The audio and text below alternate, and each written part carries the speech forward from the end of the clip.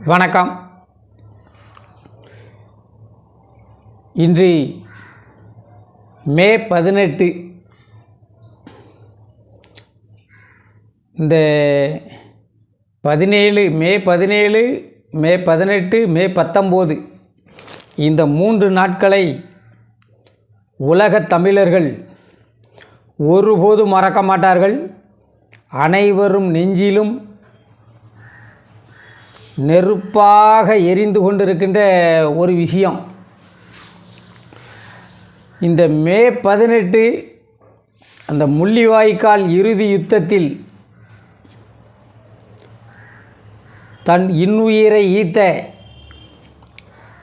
என் மக்களுக்கு என்னுடைய பணிவான அஞ்சலியை காணிக்கை ஆக்குகிறேன். 15 ஆண்டு காலம் கடந்த பிறகும்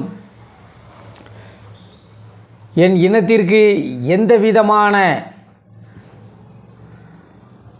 ஒரு காருண்யத்தையும் காட்ட மறுக்கின்ற உலக நாடுகள்.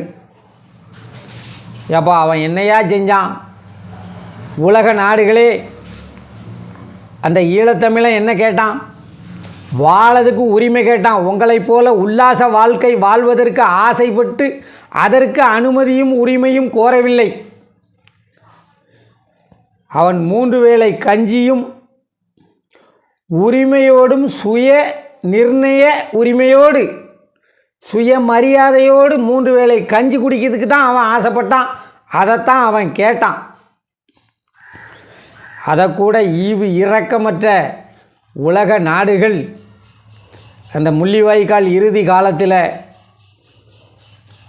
உலக நாடுகளால் தடை செய்யப்பட்ட கொடூரமான குண்டுமலை பொழிந்தீர்கள். என் இனத்தை அழித்தீர்கள். சரி, நீங்கள் அழித்ததெல்லாம் அழிச்சிட்டீங்க. 15 வருஷம் ஓடி போயிட்டு இனி இருக்கின்ற மக்களுக்காவது வாழ்க்கையில் ஒரு சுபிட்சம் ஏற்படணும்னு உங்கள் மனசாட்சிக்கு உறுத்தலையா? உலக நாடுகளே, உங்களை இருகரங்கூப்பி கேட்கிறேன். இந்த நினைவு நாளிலே அங்கு நடந்தது ஒரு திட்டமிட்ட இனப்படுகொலை என்பதை இனி வரும் காலங்களிலாவது உங்களுக்கு அனைவருக்கும் தெரியும். இது திட்டமிட்ட படுகொலை என்று உங்கள் அனைவருக்கும் தெரியும்.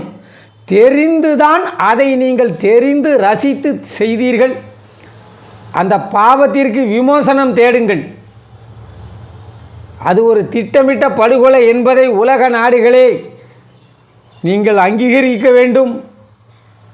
அதை சொல்லவாவது செய்யுங்க. யாருக்கும் அதை வெளியில் சொல்லதுக்கே திட்டமிட்ட படுகொலை அங்கு நடந்தது அப்படின்னு சொல்லதுக்கு கூட விருப்பம் இல்லையே. நீங்களெல்லாம் சத்தியம், சமாதானம், காருண்யம், ஜீவகாருண்யம், சமத்துவம், மக்கள் உரிமையை பற்றி இந்த உலக நாடுகள் வாய்கிலேயே பேசுகிறது. திருந்துங்கள், திருந்துங்கள், திருந்துங்கள். உலக நாடுகளே, நீங்கள் மனம் திருந்துங்கள். எங்கள் இனத்திற்கு வழங்க வேண்டிய நீதியை நீங்கள் வழங்க வேண்டும் என்று உங்களை பணிவோடு வேண்டுகிறேன். மானமுள்ள மரத்தமிழர்களே, நீங்கள் ஒன்றுபடுவீர்கள், ஒன்றுபட வேண்டும் என்று வேண்டுகிறேன். வாழ்க வளமுடன்.